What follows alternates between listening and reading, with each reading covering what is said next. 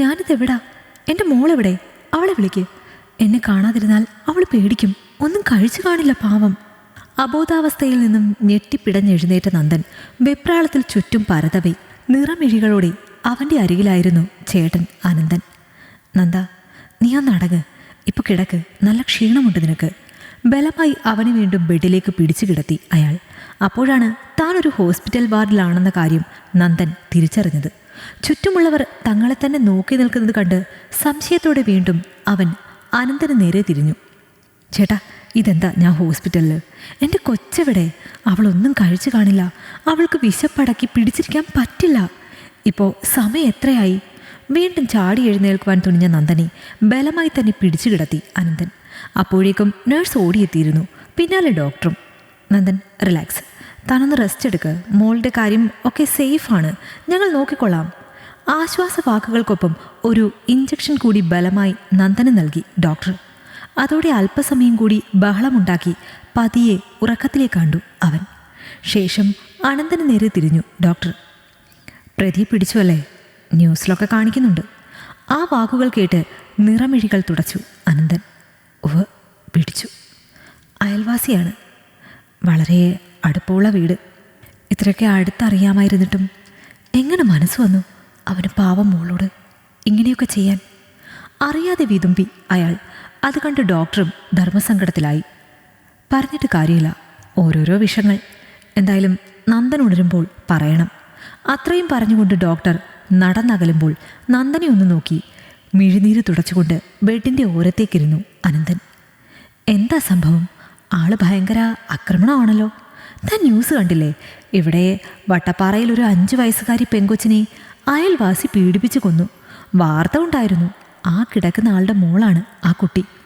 ദൈവമേ, കൊച്ചു കുഞ്ഞിനെയോ? കഷ്ടമായി പോയല്ലോ. അടുത്ത ബെഡിലുള്ളവർ അടക്കം പറയുന്നത് കൂടി കേൾക്കെ അനന്തൻ്റെ ഉള്ളു പിടഞ്ഞു. ശാന്തനായി ഉറങ്ങുന്ന നന്ദൻ്റെ മുടിയിഴകളിൽ തലോടുമ്പോൾ അറിയാതെ അയാളുടെ മിഴികൾ വീണ്ടും തുളുമ്പി. മോനെ, ഒറ്റ മോളായിരുന്നു അല്ലേ? അടുത്ത ബെഡിലെ വൃദ്ധയുടെ ചോദ്യം കേട്ട് ആദ്യം ശാന്തനായി അതേ എന്ന് തലയാട്ടി അനന്തൻ. ഒറ്റമോളെന്ന് മാത്രമല്ല, ഇവന് മോള് മാത്രമേ ഉണ്ടായിരുന്നുള്ളൂ. ഭാര്യ മുന്നേ ഒരപകടത്തിൽ മരിച്ചതാ. ഇപ്പോൾ ദേ മോളും. അവളില്ലാതെ ഇവന് ജീവിക്കാൻ പറ്റില്ല. അത്രയ്ക്ക് ജീവനാണ് മോള്. അവൾ പോയി എന്നറിഞ്ഞപ്പോൾ സമനില തെറ്റിയതുപോലെ ആയതാ. ഇപ്പോഴും ശരിയായിട്ടില്ല. അവൻ്റെ ഉള്ളിൽ മോളിനി ഇല്ല എന്നൊരു തോന്നലുണ്ട്. പക്ഷേ ഉൾക്കൊള്ളാൻ പറ്റുന്നില്ല പാവത്തിന്. പറഞ്ഞു നിർത്തുമ്പോൾ സങ്കടം അടക്കുവാൻ ഏറെ പണിപ്പെട്ടു അനന്തൻ. ആ വൃദ്ധ മാത്രമല്ല, കേട്ടുനിന്ന എല്ലാവരുടെയും ഉള്ളിൽ നോവ് പടർന്നു. അപ്പോഴേക്കും അനന്തൻ്റെ ഭാര്യ എന്തുവും അവിടേക്കെത്തി. ഏട്ടാ, മോളുടെ പോസ്റ്റ്മോർട്ടം കഴിഞ്ഞു. ഇനിയിപ്പോൾ വീട്ടിലേക്ക്. പൂർണ്ണമായും പറയുവാൻ അവൾക്കും കഴിയുമായിരുന്നില്ല. നിറഞ്ഞു തുളുമ്പിയ മിഴികൾ സാരിത്തുമ്പിനാൽ തുടച്ചു ഇന്ദു. ഇവൻ്റെ ഈ അവസ്ഥയിൽ എങ്ങനാ ഇന്ദു? എനിക്കറിയില്ല എന്ത് ചെയ്യണമെന്ന്. അനന്തൻ വീണ്ടും മുഖം പൊത്തി കരയവേ എന്തു പറഞ്ഞ് ആശ്വസിപ്പിക്കുമെന്നറിയാതെ കുഴഞ്ഞു ഇന്ദുവും. ഏട്ടാ, ഇങ്ങനെ വിഷമിക്കാതെ. നന്ദൻ ആശ്വാസം പകരേണ്ടത് ഏട്ടനാണ്. ശരിയാണ്, മോള് നമുക്ക് ജീവനായിരുന്നു. പക്ഷെ എന്ത് ചെയ്യാനാ? വിധി അതങ്ങനെ ആയിപ്പോയി. അല്ലാതെ ഇനിയിപ്പോൾ എന്തു പറയാൻ? ആശ്വാസവാക്കുകളായിരുന്നുവെങ്കിലും നോവിൽ മുങ്ങിപ്പോയത്. അപ്പോഴേക്കും 1-2 ബന്ധുക്കളും കൂടി എത്തി. അനന്തേട്ടാ, മോളുടെ ബോഡി നമുക്ക് വീട്ടിലേക്ക് കൊണ്ടുപോകാം. ഇനിയും ഇവിടെ ഇങ്ങനെ വെക്കാൻ പറ്റില്ലെന്നാ ഹോസ്പിറ്റലുകാർ പറയുന്നേ. നന്ദൻ ഓക്കെ ആകുമ്പോൾ നിങ്ങൾ അവനുമായി വീട്ടിലേക്ക് വാ. അതാകും നല്ലത്. അടുത്ത ബന്ധുവായ സന്തോഷ് പറഞ്ഞത് കേട്ട് വീണ്ടും തലയാട്ടി അനന്തൻ. അങ്ങനെ ചെയ്യ് സന്തോഷേ, ഞങ്ങൾ എത്തിക്കൊള്ളാം. ഇന്ദു ഇടയ്ക്ക് കയറി പറഞ്ഞതോടെ മൗനമായി തിരിഞ്ഞു നടന്നു സന്തോഷ്. എന്നാൽ അല്പം മുന്നിലേക്ക് ചെന്ന് വീണ്ടും ഒന്ന് നിന്നു അവൻ. ശേഷം പതിയെ തിരിഞ്ഞു. ആ നാറ് കിട്ടി നല്ലത് കൊടുത്തിട്ടുണ്ട് നാട്ടുകാർ. പോലീസുകാരൻ ചെറുതായൊന്ന് കണ്ണടച്ചു.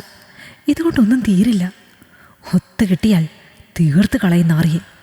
ആ വാക്കുകളിലെരിഞ്ഞ പക മനസ്സിലാകവേ പതിയെ മുന്നിലേക്ക് ചെന്നു ഇന്ദു. സന്തോഷേ, ഇപ്പോൾ ഒന്നും വേണ്ട. നമ്മുടെ മോള് അവളവിടെ കിടക്കുക. ചടങ്ങുകൾ തീർത്ത് വേഗം അമ്മയുടെ അടുത്തേക്ക് പറഞ്ഞു വിടണം കുഞ്ഞിനെ. ആ വാക്കുകളിലെ നോവ് തിരിച്ചറിയവേ പിന്നെ ഒന്നും മിണ്ടാതെ പതിയെ നടന്നകന്നു സന്തോഷ്. ഒക്കെയും കേട്ട് മൗനമായി അങ്ങനിരുന്നു അനന്തൻ. അവൻ തകർന്നിരിക്കുന്നത് കൊണ്ട് തന്നെ ഉള്ളിലെ വേദന മറച്ച് ധൈര്യം സംഭരിച്ച് കാര്യങ്ങളെല്ലാം നോക്കിയത് ഇന്ദുവാണ്. ഇടയ്ക്ക് സങ്കടം സഹിക്കാൻ വയ്യാണ്ടാകുമ്പോൾ ആരും കാണാതെ മാറി നിന്നു കരഞ്ഞു അവൾ. നന്ദൻ്റെ മകൾ വീട്ടിൽ മാത്രമല്ല നാട്ടുകാർക്കും ഏറെ പ്രിയങ്കരിയായിരുന്നു. ഭാര്യ മരിച്ചതിൽ പിന്നെ നന്ദൻ ജീവിച്ചതും തൻ്റെ മകൾക്ക് വേണ്ടിയായിരുന്നു. ഒരു കുടുംബം പോലെ കഴിഞ്ഞിരുന്ന അയൽ വീട്ടുകാർക്കും ഏറെ പ്രിയങ്കരിയായിരുന്നു അവൾ. പലപ്പോഴും നന്ദൻ ജോലി കഴിഞ്ഞെത്താൻ ലേറ്റ് ആകുമ്പോഴേക്കും എവിടെയും ദൂരയാത്ര പോകുമ്പോഴുമെല്ലാം മോളെ സധൈര്യം അയൽ വീട്ടിലാക്കി പോകുമായിരുന്നു. അതിനിടയിലാണ് ഈ ചതി സംഭവിച്ചത്. സമയം പിന്നെയും നീങ്ങി. മോളുടെ ബോഡി വീട്ടിലേക്ക് കൊണ്ടുപോയി. പരമാവധി 2 മണിക്കൂറിനുള്ളിൽ നന്ദൻ ഉണരുമെന്ന് ഡോക്ടർ പറഞ്ഞതിനാൽ തന്നെ അവനെയും കൊണ്ട് വീട്ടിലേക്ക് പോകാമെന്ന് തീരുമാനിച്ചു. അനന്തനും ഇന്ദുവും ഒപ്പം തന്നെ ഇരുന്നു. എന്നാൽ 2 മണിക്കൂറുകൾ കഴിഞ്ഞിട്ടും നന്ദന് അനക്കമൊന്നും ഉണ്ടായില്ല. അതോടെ അനന്തന് തെല്ലൊരു പരിഭ്രമമായി. ഏയ് പേടിക്കണ്ട, ഡോക്ടർ ഇപ്പോൾ വരും. ചിലർക്ക് ഇതുപോലെ കുറച്ചുകൂടി സമയമെടുക്കും. അത് ഓരോരുത്തരുടെ ആരോഗ്യസ്ഥിതി വെച്ചിട്ടാണ്. നേഴ്സിൻ്റെ ആശ്വാസവാക്കുകൾക്കും അയാളെ തണുപ്പിക്കുവാൻ കഴിഞ്ഞില്ല. അതിനോടകം ഡോക്ടർ എത്തി. ഡോക്ടർ 3 മണിക്കൂറോളാകുന്നു. എന്താ നന്ദൻ ഉണരാത്തത്? ഡോക്ടറിനെ കണ്ടപാടി ഓടിയടുത്തു അനന്തൻ. ഞാനൊന്ന് നോക്കട്ടെ, ക്ഷമിക്കൂ. നിശ്ചലനായി കിടക്കുകയായിരുന്നു നന്ദൻ അപ്പോഴും. വിശദമായി പരിശോധിച്ച് നിൽക്കവേ പെട്ടെന്ന് ഡോക്ടറുടെ മുഖം കുറുകുന്നത് ശ്രദ്ധിച്ച ഇന്ദു സംശയത്തോടെ പതിയെ മുന്നിലേക്ക് ചെന്നു. എന്താ ഡോക്ടർ, എന്തെങ്കിലും പ്രശ്നമുണ്ടോ? ചോദ്യം കേട്ടെങ്കിലും ഡോക്ടർ മൗനമായി. ശേഷം നന്ദൻ്റെ കൈത്തണ്ടയിൽ പതിയെ കൈവച്ച് പരിശോധിച്ചു. അത് കണ്ട് കാര്യം മനസ്സിലാക്കവേ അനന്തനും ഇന്ദുവും കൂടുതൽ വെപ്രാളപ്പെട്ടു. എന്താ ഡോക്ടർ, എന്താ നന്ദന്, എന്തെങ്കിലും പ്രശ്നമുണ്ടോ? ഒന്ന് പറയ്. സഹികെട്ട് അനന്തൻ വീണ്ടും ചോദിക്കവേ പതിയെ അവൻ്റെ ചുമലിലേക്ക് കൈവച്ചു ആ doctor. Ananthan, I am sorry. ആള് പോയി. സൈലൻ്റ് അറ്റാക്കായിരുന്നു. കേട്ടത് വിശ്വസിക്കാൻ കഴിയാതെ പിന്നിലേക്ക് വേച്ചു പോയി അനന്തൻ. ഞെട്ടലോടെ തന്നെ നോക്കി നിന്നു ഇന്ദുവും. മരിച്ചോ? അടുത്ത ബെഡിലുള്ളവരും അറിയാതെ മൂക്കത്ത് വിരൽ വെച്ച് പോയി. ഡോക്ടർ എന്തായി പറയുന്നേ? ഒന്നുകൂടെ നോക്കൂ. അനന്തൻ്റെ ആ ദയനീയമായ ചോദ്യത്തിന് മുന്നിൽ ഡോക്ടറും ഒന്ന് പതറി. എത്ര നോക്കിയിട്ടും കാര്യമില്ല അനന്തൻ. നന്ദൻ മോൾക്കൊപ്പം തന്നെ പോയി. ഡോക്ടറുടെ ആ വാക്കുകൾ തൻ്റെ കാതുകളിൽ തുളഞ്ഞു കയറുന്നത് പോലെ തോന്നി അനന്തന്. ചലനമറ്റു കിടക്കുന്ന നന്ദനെ കാണുകെ അവൻ്റെ സർവ്വനിയന്ത്രണങ്ങളും വിട്ടുപോയി. അത്രയും സമയം ധൈര്യം സംഭരിച്ചു നിന്ന ഇന്ദുവും ഇത്തവണ തളർന്നുപോയി. നന്ദ, ഒന്ന് കണ്ണു തുറക്കടാ. ദേ മോളെ കാണണ്ടേ നിനക്ക്? അവളെ അവസാനമായി ഒന്ന് യാത്രയാക്കണ്ടേ? എഴുന്നേൽക്കടാ. അലറി കരഞ്ഞുകൊണ്ട് നിലത്തേക്ക് വീണുപോയ അനന്തനെ ആരൊക്കെയോ ചേർന്ന് താങ്ങിയെടുത്തു. പൊട്ടിക്കരഞ്ഞുകൊണ്ട് ഇന്ദുവും ബെഡിലേക്കിരുന്നു. ഡോക്ടർ ഉൾപ്പെടെ കണ്ടു നിന്നവരുടെ മിഴികൾ അറിയാതെ തുളുമ്പി. അയ്യോ, ഇത് വല്ലാത്ത കഷ്ടമായി പോയല്ലോ. അടക്കം പറച്ചിലുകളിൽ നോവ് പടർന്നിരുന്നു. തൻ്റെ മകളില്ലാത്ത ലോകത്ത് ജീവിക്കുവാൻ ഒട്ടും ഇഷ്ടപ്പെടാത്ത നന്ദൻ ഒടുവിൽ മകൾക്കൊപ്പം തന്നെ യാത്രയായപ്പോൾ പരിചയമില്ലാത്തവർ പോലും അവരെ ഓർത്ത് മിഴിനീർ പൊഴിച്ചു. ഈ കഥ നിങ്ങൾക്കിഷ്ടമായെങ്കിൽ ലൈക്ക് ചെയ്യൂ. നിങ്ങളുടെ അഭിപ്രായങ്ങൾ കമന്റായി രേഖപ്പെടുത്തൂ. കൂടുതൽ കഥകൾ കേൾക്കാൻ ഈ ചാനൽ സബ്സ്ക്രൈബ് ചെയ്യൂ.